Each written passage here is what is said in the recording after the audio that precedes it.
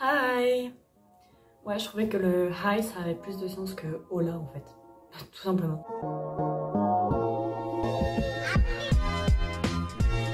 Aujourd'hui, on se retrouve déjà pour la vidéo du deuxième mois et je vous avoue qu'en fait j'avais zappé cette vidéo et quand j'ai capté qu'on allait bientôt être le 18 novembre, j'ai un peu paniqué parce que j'ai un autre vlog à monter et tout ça. J'ai pas mal de cours à rattraper parce que j'ai été malade un jour, mais j'ai été malade un mardi, donc du coup c'est ma plus grosse journée, donc je dois rattraper plein de cours. Donc voilà, je suis un peu surbookée en ce moment et en plus j'ai cette vidéo à tourner et que je ne veux pas tourner trop tard parce que le but c'est de la poster dans les 2 mois qui suivent mon arrivée ici. Mais voilà pour cette nouvelle vidéo du bilan du deuxième mois. Cette vidéo va s'organiser autour de 4 points. Donc le premier point ce sera les activités que j'ai faites durant ce mois.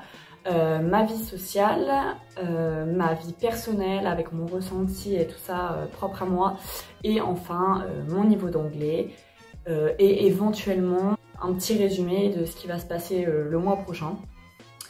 Donc voilà, let's go! Donc pour commencer, pour les activités, ça a été un mois plus calme que le premier. On n'a rien fait de particulier. À part le week-end à Cagliari, mais je vous en parle juste après puisque c'est la dernière chose que j'ai faite ce mois-ci. La première chose que l'on a faite tous ensemble avec mes colocataires, c'est une soirée film. On a regardé Bad Boys, je sais pas si vous connaissez, c'est avec Will Smith et franchement c'était super drôle, c'était très bien, c'était un très bon film, je vous le conseille si vous ne l'avez pas vu. Donc on a vu que le premier. Mais voilà, très bon film, c'était très sympa et en fait c'est l'occasion de se retrouver tous ensemble sans forcément faire la fête. Et c'est vrai que ça change, c'était la première fois qu'on se retrouvait tous ensemble pour autre chose que faire la fête. Et donc c'est sympa parce que ça permet, voilà, ça nous rapproche un peu et ça permet de faire une petite soirée chill, mais en même temps de passer du temps tous ensemble, donc c'était vraiment très agréable. La deuxième chose qu'on a faite ce week-end qui sort un peu de l'ordinaire, si je puis dire, on a été à une techno party. Voilà, c'est une fête techno en français. C'est très cliché, mais les Allemands adorent ça ici. Donc que ce soit mes colocataires ou donc j'ai une autre amie allemande, ils adorent la techno et donc ils nous ont parlé de cette soirée et je me suis dit que ça pourrait être une bonne idée. Donc c'était dans une boîte un petit peu plus loin que de chez nous en fait. C'était à Giant Pula Village pour ceux qui connaissent un peu Malte. J'y avais déjà été la première fois que je suis venue ici. C'est des très bonnes boîtes de nuit, enfin moi j'aime bien.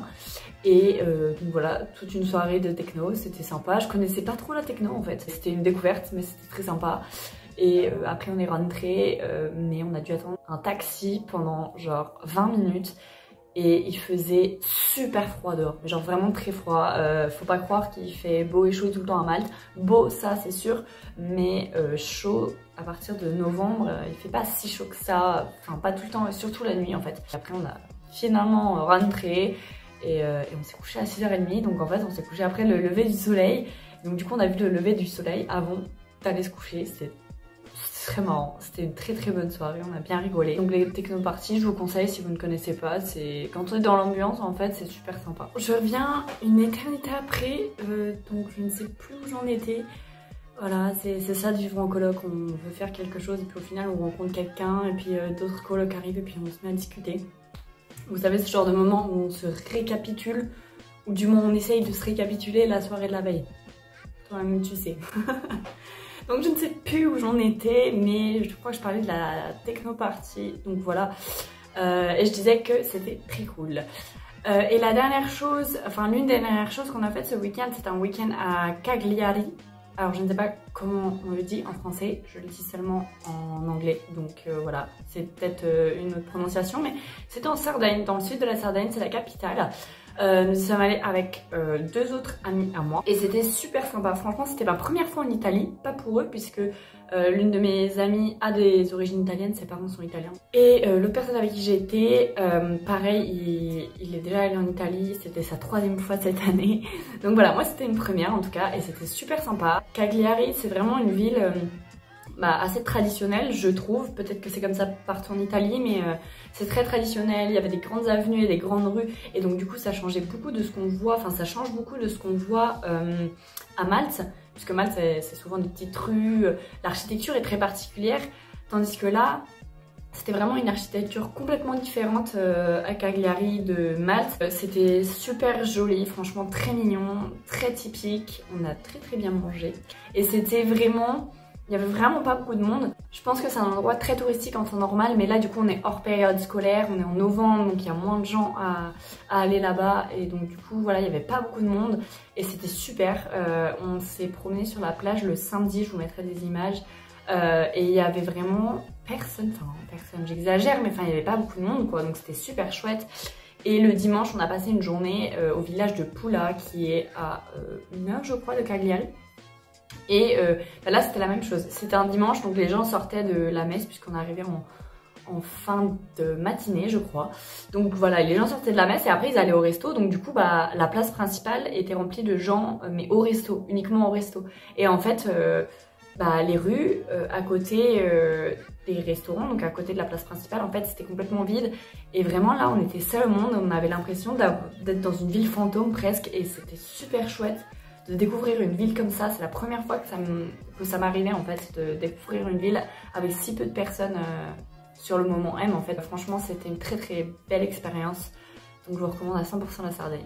Et la toute dernière chose aussi que je n'ai pas notée dans mes notes, mais la toute dernière chose qu'on a faite ensemble, c'est une soirée burger. Voilà, et ben encore une fois, ça rejoint un peu la soirée film dont je vous ai parlé juste avant. C'est vraiment l'occasion de se retrouver tous ensemble. On a été faire les courses avant tous ensemble, on a cuisiné tous ensemble, on a mangé tous ensemble. Enfin bref, c'était super sympa et encore une fois, c'était autre chose que faire la fête. Et donc du coup, bah ça change. Et c'est super parce qu'on parle de choses et d'autres et on aborde des sujets qu'on n'aborde pas forcément quand on sort, enfin ce qui est normal. Et donc franchement c'était trop chouette cette soirée, les burgers étaient au top. Concernant ma vie sociale, bah écoutez, elle n'a pas trop changé en fait par rapport au mois précédent. J'ai pas rencontré plus de personnes que ça. Je pense que comme je vous le disais le mois précédent, bah, on a notre groupe d'amis maintenant qui est vraiment forgé. On a le groupe de ces 9 personnes là, on est vraiment très proches tout le temps ensemble, etc. Et il y a aussi d'autres personnes autour de notre cercle d'amis très proches. Il y a d'autres personnes évidemment, hein, on n'est pas non plus antisocial, mais c'est vrai qu'en fait les groupes se constituent vraiment au fur et à mesure des semaines qui avancent. Et donc on rencontre toujours des gens, mais ça ne devient plus des amis en fait, ça devient des connaissances ou des personnes qu'on connaît, qui connaissent d'autres personnes, blablabla. Et c'est super en fait parce que du coup on a des gens sur qui compter, on a des gens à qui parler, on a des gens avec qui on partage des bons moments. Et puis voilà, il y a des gens avec qui on partage d'autres moments, mais juste sur un moment donné. Enfin je sais pas si c'est très bien expliqué, mais en tout cas voilà, ma vie sociale n'a pas vraiment changé depuis le mois précédent. Concernant ma vie personnelle, ça par contre ça a un petit peu changé. J'ai posté une vidéo que je vous mets dans le petit i juste là, concernant voilà, partir seule à l'étranger, etc. Je disais que c'était pas facile et à ce moment-là j'étais vraiment pas bien du tout, je pense que ça se voit. J'étais pas bien du tout, j'avais très envie de rentrer en France, j'avais vraiment mental breakdown comme on dit ici, vraiment j'étais pas bien, j'étais très homesick et en fait j'étais homesick pas pour pas grand chose en fait. Je sais même pas si homesick c'était le bon mot, mais je me sentais moins bien ici, vraiment. J'adore évidemment les personnes avec qui je suis, je le répète et je le répéterai toujours, mais c'est comme une deuxième famille, et d'ailleurs on en reparlait hier soir, c'est carrément comme une deuxième famille ici, et ça c'est chouette. Donc les personnes qui sont ici, je les aime tous du fond du cœur. Mais c'est vrai que l'aventure en elle-même, le sortir très souvent, l'université et tout ça, au moment où j'ai tourné cette vidéo, et même quelques jours après, bah ça me convenait plus en fait, ça me convenait plus. Je me suis dit que j'étais pas faite pour ça en fait, tout simplement, et c'est pas grave, il y a des gens qui sont pas faits pour ça. Et je pense qu'en fait ce qui ne me convient pas c'est le pays. Malte, je l'ai choisi clairement par défaut parce que c'était l'université la moins chère que proposait mon école en France. On va pas se mentir, hein. Ça a énormément joué. Mais moi je me suis dit Malte c'est chouette, j'y suis déjà allée, j'ai vraiment beaucoup aimé Malte. Même si c'était pas un coup de cœur comme j'ai eu quand j'étais à Londres la première fois, mais voilà, ça peut être chouette. Et c'est vrai que faut bien se rappeler que quand on choisit d'étudier à l'étranger, il faut aimer le pays dans lequel on est. Je ne dis pas que j'aime pas Malte, c'est pas du tout ce que je dis. C'est que il y a une ambiance, une atmosphère qui peut s'avérer pesante des fois. Et en fait, comme on sort tout le temps, on fait la fête, blablabla, bah en fait, quand on va pas bien, on le montre pas forcément parce qu'on pense pas à le montrer et parce qu'on n'a pas envie de le montrer et on peut pas vraiment le montrer parce qu'on fait la fête tout le temps, on sort, etc. Et donc, t'as pas envie de gâcher l'ambiance en fait un peu avec les autres. Donc, évidemment, j'ai rien dit. Moi, j'ai dit à certains de mes copains que voilà, j'envisageais peut-être de rentrer tout ça pour le deuxième semestre pour avoir aussi leur point de vue et leur avis. Mais j'en ai pas non plus parlé à tout le monde. Et c'est vrai que ça allait pas.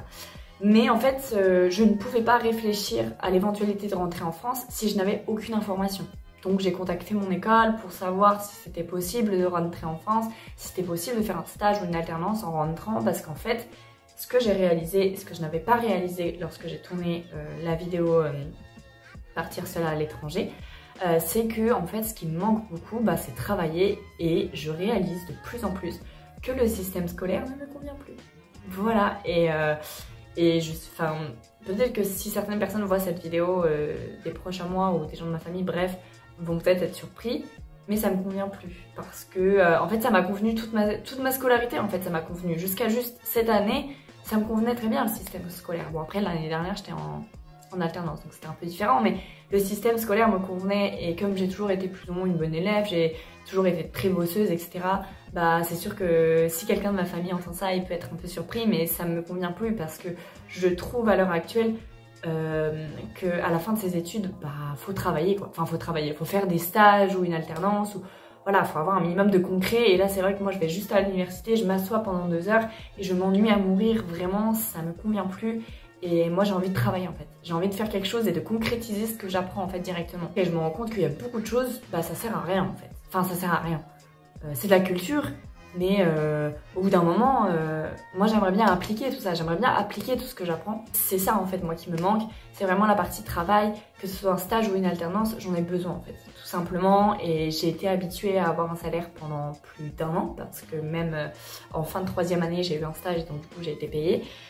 Donc j'ai l'habitude aussi de ça, et ça fait extrêmement bizarre de devoir gérer un budget extrêmement serré et ne pas avoir de salaire. Voilà, il y a plein de petites choses qui font que là maintenant ça va beaucoup mieux dans ma tête. Chose toute bête, j'ai été courir il y a 2 jours, et bah psychologiquement ça va beaucoup mieux depuis. Alors ça allait mieux avant, mais ça va encore mieux depuis parce que bah, je me suis remise un peu au sport. Bon, c'est qu'une fois pour le moment, mais j'espère que ça va être plus régulier dans les jours à venir. Mais voilà, en fait je m'adapte vraiment beaucoup plus facilement et beaucoup mieux qu'avant. Et donc du coup voilà, dans ma tête ça va beaucoup mieux, c'est beaucoup plus clair. J'attends toujours des nouvelles de mon école qui ne me répond pas. Ça c'est la spécialité des grandes écoles. Ils m'ont toujours pas répondu, donc je vais les appeler lundi je pense pour avoir des nouvelles. Mais je ne peux pas réfléchir tant que je n'ai pas des réponses à mes questions en fait. Je peux me dire je veux rentrer en France ou je ne veux plus rentrer en France, mais si j'ai pas de réponse à mes questions, j'aurais du mal à réfléchir. Donc voilà, l'idée ne m'est pas sortie de la tête, l'idée de rentrer en France pour le 2e semestre, mais je la vois différemment que lors de ma vidéo Partir seule à l'étranger. Parce que comme je vous l'ai dit, là c'est vraiment le côté travail qui me manque, et c'est vraiment le côté scolaire en fait que je n'aime pas, et je pense que je l'avais pas réalisé avant en fait, tout simplement. Lorsqu'on part dans ce genre d'aventure, le mental, bah, c'est un peu les montagnes russes en fait. Mais c'est pas grave, c'est passé, et maintenant j'ai pris du recul et je me suis posée et je réfléchis le pourquoi et du comment je veux rentrer en France finalement. Et enfin, mon niveau d'anglais. Mon niveau d'anglais, il a pas énormément évolué comme je vous l'ai dit au bilan du 1er mois en fait, mais je pense que bah, j'enrichis un petit peu mon vocabulaire, mais sans trop m'en rendre compte en fait, parce que comme avant de partir j'avais déjà un bon niveau d'anglais, bah, j'ai l'impression de stagner en fait, et j'ai l'impression que beaucoup de personnes c'est ça, elles s'améliorent d'un coup et après elles stagnent. Et comme en fait moi en arrivant j'avais déjà un très bon niveau d'anglais, bah je stagne direct en fait. Mais je pense qu'en fait j'enrichis toujours mon vocabulaire, mais sans m'en rendre compte en fait. Je pense que c'est ça, et je vais pas, mon level il va pas monter d'un coup comme ça. Je pense que ça se fait au fur et à mesure, et ça se fait très progressivement, parce qu'en fait j'ai déjà un bon niveau d'anglais et je m'en sors très bien avec mes amis. Là je suis sortie il y a 2 jours avec un ami américain, juste tous les deux, donc ça veut dire qu'il y avait personne autour pour des fois essayer de comprendre. Enfin quand on est entre nous on peut essayer de se dire ah oui je vois ce que tu veux dire, et puis en fait on s'explique comme ça en fait. Enfin, je sais pas si c'est clair ce que je dis. Mais là, du coup, on était tous les deux et donc, s'il comprenait pas ce que je lui disais, je pourrais pas trop expliquer parce qu'en plus, il est américain. Donc, des fois, entre nous, on se comprend parce qu'on sait qu'on est étranger et voilà. Mais là, c'était un peu plus compliqué, mais finalement, je m'en suis très bien sortie. Et donc, je suis très contente de moi aussi. Et il m'a dit aussi que j'avais un très bon niveau d'anglais et que je m'en sortais bien. Et donc ça fait plaisir parce que honnêtement j'appréhendais cette partie, j'appréhendais l'anglais et finalement ça se passe bien en fait. J'ai toujours eu une appréhension pour l'anglais n'importe quand en fait, même si j'ai toujours su que je savais parler anglais, j'ai toujours eu un bon niveau pour mon âge, mais y a jamais personne qui te le dit en fait, parce que c'est censé être normal dans le milieu scolaire d'avoir des bonnes notes. Votre niveau scolaire, faut surtout pas se dire j'ai des bonnes notes, je parle bien anglais, j'ai des mauvaises notes, je ne parle pas bien anglais si jamais vous voulez faire une aventure à l'étranger. En tout cas, je suis assez contente de mon niveau d'anglais parce que je comprends vraiment très bien. Et même ce fameux ami américain, je comprenais tout ce qu'il me disait en fait, quasiment tout ce qu'il me disait. Et il me disait que si tu veux que je parle plus lentement ou que j'articule plus, dis-le moi parce que pour lui c'est logique de parler vite, enfin de parler comme moi je vous parle en français en fait. Et je lui dis mais non mais ça va en fait, je comprends. Bon, des fois il y a un petit peu des quiproquos, mais c'est aussi parce que voilà, il y a des différences culturelles, mais globalement je m'en sors bien et je suis contente de ça en tout cas. Donc voilà, ce n'est pas le sujet de la vidéo, mais tout ça pour dire que faut pas s'inquiéter en fait à son niveau d'anglais, pas du tout. Je pense que j'ai à peu près tout dit pour le mois prochain, donc dans un mois on sera le 19 décembre. Donc dans un mois, je vous ferai ma vidéo des 3 mois, juste avant de rentrer en France pour Noël. J'espère que j'aurai le temps de la poster avant de partir, parce que le mardi soir j'étais en mine tard et j'ai mon avion le mercredi matin à 6 h du matin. Donc j'espère que j'aurai le temps de la poster, mais en tout cas pour le mois prochain, on n'a pas spécialement de choses de prévues. On a une soirée de Noël à Giant Pula Village, comme je vous ai déjà parlé un peu plus tôt dans la vidéo. Donc voilà, une soirée spéciale Noël, donc ça va être cool. Non, il n'y aura pas que des musiques de Noël, si c'est votre question. Pas du tout, je ne pense pas, sinon ça va faire un petit peu long. Qu'est-ce qu'on a prévu d'autre? On va certainement faire d'autres soirées films. Il faut qu'on regarde Maman j'ai raté l'avion, absolument. Home Alone en anglais.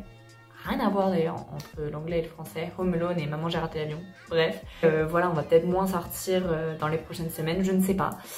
Donc ça reste assez flou, mais en tout cas j'ai très hâte au mois prochain puisque je rentre en France pour les fêtes. Donc voilà, best period ever, pour moi c'est vraiment ma fête préférée Noël de très loin. Je pense que je vais m'arrêter là pour cette vidéo, on se retrouve très bientôt pour la prochaine. Chose que je ne dis jamais, mais abonnez-vous et lâchez un pouce en l'air, ça fait toujours très plaisir. Sur ce, je vous laisse, je vous fais des bisous et je vous dis qu'à bientôt.